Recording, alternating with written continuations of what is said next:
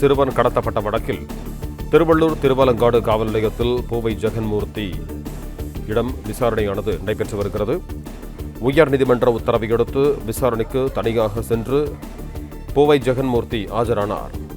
அதன்படி அவரிடம் விசாரணையானது நடைபெற்று வருகிறது. காவல் நிலையத்தில் பூவை ஜெகன்மூர்த்தியிடம் டிஎஸ்பி தமிழரசி விசாரணையில் ஈடுபட்டிருக்கிறார்.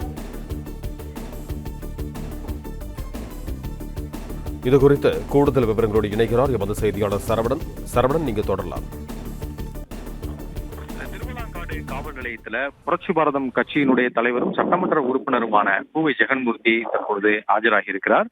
திருவள்ளாங்காடு காவல் நிலைய எல்லையில் கலாம்பாக்கம் என்ற ஊரைச் சேர்ந்த சிறுவனை கடத்திய வழக்குல திருவள்ளாங்காடு போலீசார் வழக்கு பதிவு செய்திருந்தார்கள். அது தொடர்பாக கடந்த சனிக்கிழமை அன்று அவரை விசாரிப்பதற்காக வீட்டிற்கு சென்ற போது அவருடைய ஆதரவாளர்கள் எதிர்ப்பு தெரிவித்தனர். அப்பொழுது அவர் தலைமறைவாகிவிட்டதாகவும் போலீசார் தரப்புல கூறப்பட்டது. அவர் முன்ஜாமீன் கோரி நீதிமன்றத்தை அணுகியிருந்த நிலையில அது தொடர்பான விசாரணையில உயர்நீதிமன்றம் இந்த வழக்கினுடைய விசாரணைக்கு பூவை ஜெகன்மூர்த்தி ஒத்துழைக்க வேண்டும் என்றும் அவர் ஆஜராக செல்லும் பொழுது தனியாகத்தான் செல்ல வேண்டும் என்றும் அறிவுறுத்தி இருந்தார்கள். அதன் அடிப்படையில் இன்று காலை 9:30 மணி அளவில் அவர் தனது காரினுடைய ஓட்டுநர் மட்டுமே அழைத்துக் கொண்டு அவர் காவல் நிலையத்திற்கு வந்திருக்கிறார். அவருடைய ஆதரவாளர்கள் யாருமே பின்தொடர வேண்டாம் என்று நீதிமன்றத்தினுடைய உத்தரவை பின்பற்றி அவர் வந்ததாகவும் காவல்துறையினர் சொல்கிறார்கள். காவல் நிலையத்தில் அவர் ஆஜரானவரிடம் தற்பொழுது திருவள்ளூர் மாவட்டத்தில் திருவள்ளூர் உட்கோட்ட டிஎஸ்பி தமிழரசி அவருடைய மேற்பார்வையில திருவள்ளாங்காடு காவல் நிலையத்தினுடைய ஆய்வாளரும் இந்த வழக்கினுடைய விசாரணை அதிகாரியுமான நரேஷ் இந்த விசாரணையை தொடங்கி இருக்கிறார். குறிப்பாக இந்த வழக்கில் அவர் மீதான இருக்கக்கூடிய இந்த குற்றச்சாட்டு அந்த கலாம்பாக்கம் என்ற கிராமத்தைச் சேர்ந்த ஒரு பட்டதாரி இளைஞர் தேனியைச் சேர்ந்த ஒரு பட்டதாரி பெண்ணை பதிவு திருமணம் செய்து கொண்டார். இதற்கு பெண் வீட்டாருக்கு ஆதரவாக பூவை ஜெகன்மூர்த்தி செயல்பட்டதாக குற்றச்சாட்டு.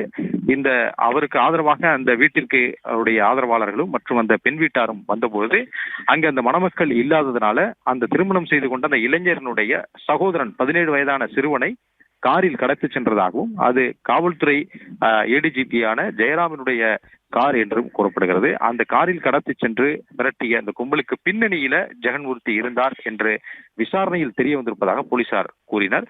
குறிப்பாக இதில் கைது செய்யப்பட்ட 2 பேர் வழக்கறிஞர் சரத்குமார் என்பவர் மற்றும் மகேஸ்வரி என்ற பெண், இந்த 2 பேர் கொடுத்த ஒப்புதல் வாக்குமூலத்துல ஜெகன்மூர்த்தி இதற்கு உடந்தையாகவும் பின்னணியில் இருந்தார் என்றும் அதன் அடிப்படையிலேயே இந்த கடத்தல் நடந்ததாகவும் அவர்கள் வாக்குமூலம் கொடுத்ததாக போலீசார் தரப்புல கூறப்படுகிறது. அவர்கள் ஒப்புதல் வாக்குமூலம் அடிப்படையில் தான் இந்த வழக்குல பூவை ஜெகன்மூர்த்தியினுடைய பெயரும் குற்றவாளியாக சேர்க்கப்பட்டதாகவும் போலீசார் தரப்புல கூறப்படுகிறது. அதனால்தான் அவருடைய வீட்டிற்கு விசாரணைக்கு சென்றதாகவும் ஆனால் அவர் தலைமறைவாகி விட்டார் என்றும் போலீசார் தரப்புல கூறியிருந்த நிலையில்தான் இதற்கு முன்ஜாமீன் கோரிதான் நீதிமன்றத்தை அவர் அணுகியிருந்தார்.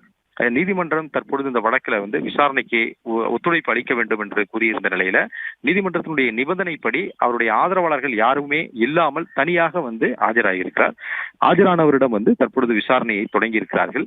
அவருக்கு இந்த வழக்கில் ஏற்கனவே கைது செய்யப்பட்ட மகேஸ்வரி, அதே போல இந்த வழக்கில் கைது செய்யப்பட்ட ஏடிஜிபி ஜெயராம் இவர்கள் எல்லாம் தொடர்பு கொண்டார்களா, அந்த செல்போன் தொடர்புகள் ஏற்கனவே கைப்பற்றப்பட்டதாக சொல்லப்படக்கூடிய நிலையில அவர்கள் என்ன பேசினார்கள் என்ற விவரங்கள் குறித்து இன்று முக்கியமாக விசாரிக்கப்பட்டு வாக்குமூலம் பதிவு செய்யப்படும் என்று கூறுகிறார்கள். நீதிமன்றத்தில் ஜெகன்மூர்த்தி தனக்கு இந்த வழக்கில் இந்த சம்பவத்தில் எந்த விதமான தொடர்பும் இல்லை என்று கூறியிருந்தார். ஆனால் அவருக்கு தொடர்பு இல்லை என்றாலும் அவருடைய கட்சியினர் இவருடைய பெயரை பயன்படுத்தினாலும் கூட அதற்கு பொறுப்பேற்று இந்த வழக்கின் விசாரணைக்கு ஆஜராக வேண்டும் என்று நீதிபதி குறிப்பிட்டிருந்தார். அந்த நிலையில் தான் அவர் ஆஜராகி இருக்கிறார். அவர் தரப்புல பல்வேறு விளக்கங்களை கொடுத்தாலும் காவல்துறை தரப்புல இந்த வழக்கில் ஒரு பிரதானமான இந்த வழக்கில் விசாரிக்கப்பட வேண்டிய நபர் மற்றும் பல்வேறு குற்றச்சாட்டுகள் முன்வைத்திருக்கக்கூடிய நிலையில அது குறித்த கேள்விகள் எல்லாம் முன்வைப்பதற்கு காவல்துறையினர் திட்டமிட்டிருக்கிறார்கள். ஏற்கனவே கைது செய்யப்பட்ட பெண் வீட்டாரினுடைய உறவினர்கள் 3 பேர் தவிர்த்து வழக்கறிஞர் சரத்குமார் என்பவர் அவருடைய ஆதரவாளர் என்று கூறப்படுகிறது, ஜெகன்மூர்த்தியினுடைய ஆதரவாளர் என்று கூறப்படுகிறது.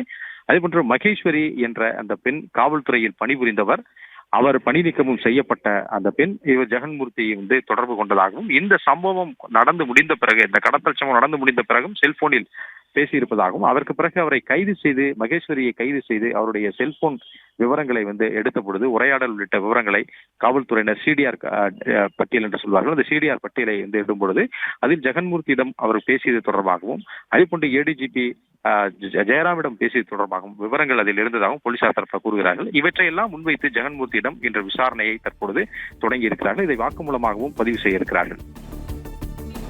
பிளே ஸ்டோர் மற்றும் ஆப் ஸ்டோரில் இருந்து பாலிமர் செயலியை QR கோடு மூலம் பதிவிறக்கம் செய்யுங்கள். செய்திகளை உடனுக்குடன் பெறுங்கள்.